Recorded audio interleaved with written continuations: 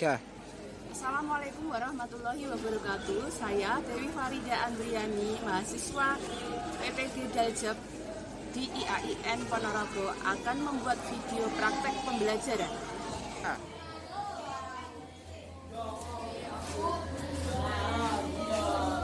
Assalamualaikum warahmatullahi wabarakatuh. Waalaikumsalam warahmatullahi wabarakatuh. Sebelum kegiatan proses pembelajaran hari ini, marilah kita awali dulu dengan berdoa bersama.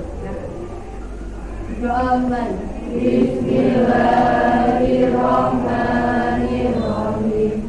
Raditu billahi rabba wa bil islami dina wa bi Muhammadin nabiyya wa rasulah. Rabbi zidni ilma warzuqni fahma waj'alni minas sholihin. Amin ya rabbal alamin. Untuk hari ini ya anak-anak, bagaimana kabarnya? Alhamdulillah. Ya. Terus tadi sudah sarapan? Sudah. Apa lauknya? Ayam. Ayam. Ya. Oke. Terus sebelum pembelajaran kita hari ini, mari saya alahkan absen terlebih dahulu ya. Intan. Dana. Sebelum pembelajaran hari ini, silakan perhatikan, dilihat dulu di sekeliling kalian ada sampah yang jatuh atau enggak. Kalau ada, silakan dibuang di tempat sampah.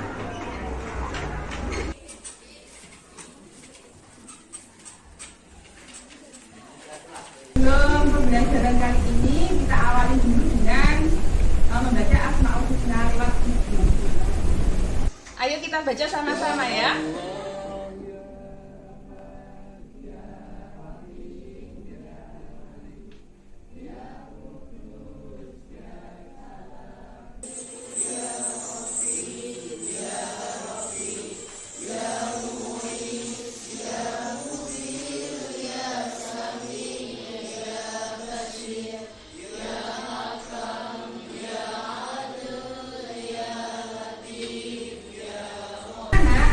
Mau bertanya ya, kita di agama Islam apa? Al-Quran oleh Allah diturunkan kepada Nabi Muhammad. Terus Al-Quran itu kira-kira siapa yang tahu dan berani angkat tangan? Al-Quran turun tanggal berapa? Siapa yang tahu? Ayo angkat tangan. Ya. Oh ya, baik. Oke, marilah kita awali ini cuma karena sudah di pertanyaannya sudah dijawab, jadi kita materi kita hari ini tentang sejarah hakikat Al-Quran. Anak-anak, untuk indikator pembelajaran kompetensi hari ini, yang pertama itu kalian harus bisa menganalisis sejarah diturunkannya Al-Quran. Ya, nanti sampean semua bisa menguraikan, menganalisis sejarah diturunkan Al-Quran itu seperti terus yang kedua, kalian bisa menganalisis hakikat Al-Quran yang sesungguhnya. Tiga, kalian bisa menguraikan keistimewaan Al-Quran secara sebagai mukjizat. Yang keempat, kalian bisa menyimpulkan hikmah diturunkannya Al-Quran. Dan yang kelima, kalian bisa menentukan contoh bukti keistimewaan Al-Quran. Terus tujuan dari pembelajaran ini adalah yang membaca teks sejarah diturunkannya Al-Quran di pelajaran. Kalian mampu menganalisis sejarah diturunkannya Al-Quran. Yang kedua, setelah melihat gambar dalam buku ya tentang materi hakikat Al-Quran, kalian mampu menganalisis hakikat Al-Quran dengan baik dan benar. Yang ketiga, setelah menyimak video kebenaran Al-Quran, kalian mampu menguraikan keistimewaan Al-Quran. Terus, setelah mencermati Al-Quran kemenang, itu nanti kalian bisa menyimpulkan hikmah diturunkannya Al-Quran. Terus yang terakhir, setelah kalian melihat video tentang bukti kebenaran Al-Quran, kalian mampu menentukan contoh keistimewaan Al-Quran dengan baik dan benar. Untuk kegiatan hari ini anak-anak itu dimulai dengan melihat video, membaca teks tentang buku akidah, akhlak yang materi sejarah, hakikat, dan keistimewaan Al-Quran. Terus kemudian kalian menanya, setelah menanya kalian nanti mengajukan pertanyaan. Setelah mengajukan pertanyaan, kalian berdiskusi. Setelah berdiskusi, kalian mencari data, mengumpulkan data kaitannya dengan pertanyaan tersebut. Setelah itu menghubungkan atau mengasosiasikan dengan kehidupan sehari-hari. Setelah itu mengkomunikasikan, gitu ya, diwakili oleh ketua kelompok. Anak-anak, ini guru membawa kartu. Setelah kalian membaca tadi dan melihat YouTube, sekarang kalian tulis pertanyaan di kartu ini, kemudian ditempelkan di depan ya.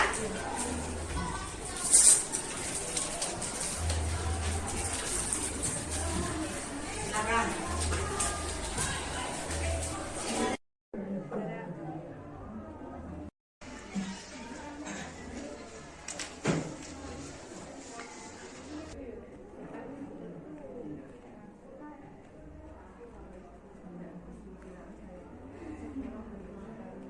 Setelah melihat pertanyaan dari kalian, coba ini pertanyaannya ada 4. Silakan kalian membuat kelompok, ya.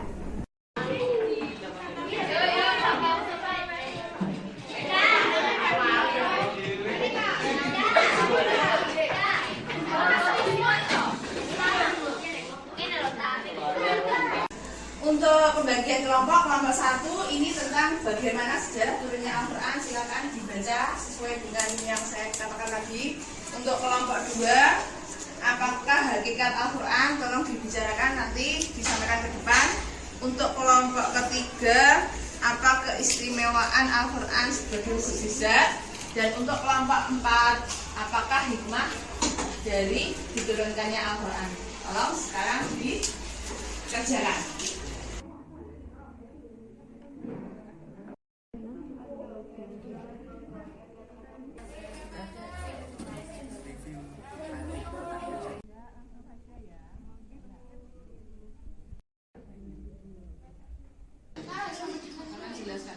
Sejarah turunnya Al-Quran diturunkan Allah Subhanahu Wa Taala kepada Nabi Muhammad SAW dalam jangka waktu 23 tahun melalui perantara malaikat Jibril secara berangsur-angsur. Dimulai dari bulan Ramadan ketika Nabi Muhammad SAW terus di Gua Hiro hingga wahyu ketika sebelum melaksanakan garis Wajah. Silakan untuk kelompok 2 menyampaikan hasil diskusinya. Oke, baik, hasil diskusi kelompok kami. Apakah hakikat Al-Quran? Al-Quran menurut bahasa bacaan atau yang dibaca? Tidak hanya bacaan, tapi sebagai jasa hukum Islam. Ya, terima kasih. Diskusinya, hasil diskusi tadi. Hasil diskusi dari kelompok kami adalah apakah hikmah diturunkan Al-Quran? Yang pertama, sebagai pedoman hidup manusia. Yang kedua, memberi peringatan kepada umat manusia. Dan yang ketiga, untuk memberi petunjuk kepada manusia tinggal di surga. Oh iya, terima kasih. Untuk kegiatan mengasosiasi, silakan kelompok 1 tadi hasilnya dihubungkan dalam kehidupan sehari-hari. Silakan kelompok. Berdasarkan analisis kami, jika dihubungkan dengan kehidupan sehari-hari, Al-Quran diturunkan secara berangsur-angsur. Berbeda dengan biasa, biasanya bisa secara langsung, sedangkan Al-Quran diturunkan secara berangsur-angsur. Nah, terima kasih. Silakan kelompok 3 disampaikan seperti tadi kelompok 2. Baik. Menurut kelompok kami, terjaga keasliannya, buktinya tidak ada perubahan isinya dari awal hingga sekarang.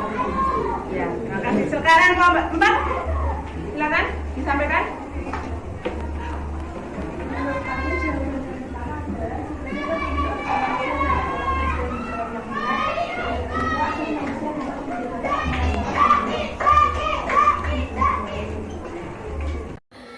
Anak-anak, setelah tadi kalian lakukan diskusi dan ada tanggapan dari satu kelompok ke kelompok yang lain, materi ini akan saya sampaikan tentang yang pertama tentang sejarah diturunkan Al-Quran. Al-Quran diturunkan Allah pada Nabi Muhammad dalam jangka waktu kurang lebih 23 tahun melalui perantara malaikat Jibril secara berangsur-angsur. Untuk yang kedua, dimulai dari bulan Ramadan ketika Nabi Muhammad tengah bertahanus atau menyendiri di Gua Hiro hingga waktu terakhir ketika sedang melaksanakan haji wada. Untuk Sejarah turunnya Al-Quran, para ulama itu membagi menjadi 2 periode. Yang pertama, periode sebelum hijrah, yaitu periode Mekah. Yang kedua, periode sesudah hijrah, yaitu periode Madinah. Sejarah pembukuan Al-Quran dibagi dalam 2 tahap, yaitu Al-Quran pada masa Rasulullah dan pada masa Khulafaur Rasyidin. Apa hakikat Al-Quran yang sebenarnya? Al-Quran itu adalah kalam Allah yang diturunkan pada Nabi Muhammad sebagai mukjizatnya, dan bagi yang membacanya merupakan ibadah. Selain itu juga dapat didefinisikan bahwa Al-Quran adalah firman Allah yang diwahyukan pada Nabi Muhammad SAW sebagai Nabi terakhir. Dinamakan Al-Quran karena merupakan kitab suci yang wajib dibaca, dipelajari, dan merupakan ajaran-ajaran wahyu terbaik.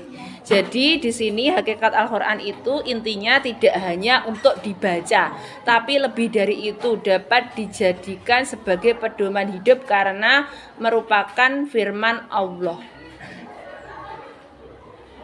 Selanjutnya, keistimewaan Al-Quran sebagai mukjizat itu yang pertama, kita lihat dari segi kelebihan kitab suci Al-Quran daripada kitab suci yang lain, yaitu dari segi keaslian Al-Quran. Yang kedua, dari segi isi kandungan Al-Quran. Yang ketiga, segi susunan bahasanya. Yang keempat, segi misi yang diemban. Selanjutnya, hikmah diturunkannya Al-Quran. Sebelum Al-Quran diturunkan, masyarakat Arab hidup dalam kegelapan. Dan pada intinya hikmah Al-Quran diturunkan adalah untuk menuntun manusia ke jalan yang benar agar selamat hidup di dunia dan di akhirat. Contoh bukti keistimewaan Al-Quran yang pertama, selama 14 abad lebih kitab suci Al-Quran tidak mengalami perubahan sedikit pun. Yang kedua, isi kandungannya lengkap menjawab seluruh problematika kehidupan manusia di berbagai tempat dan zaman. Seperti itu ya untuk penjelasan dari materi ini. Anak-anak, untuk hari ini materinya tentang sejarah, hakikat, dan keistimewaan Al-Quran. Ini sudah terakhir, kalian sudah berdiskusi dan bertanya jawab. Silakan, siapa dari kalian yang bisa menyimpulkan dari pembelajaran hari ini? Ya, silakan. Menurut saya kesimpulannya adalah bahwa Al-Quran merupakan wahyu Allah yang sangat luar biasa yang tidak dapat tergantikan, dan Al-Quran sebagai petunjuk bagi manusia agar memilih jalan yang benar sehingga selamat di dunia dan di akhirat. Terima kasih. Ya, terima kasih, beri aplaus semuanya.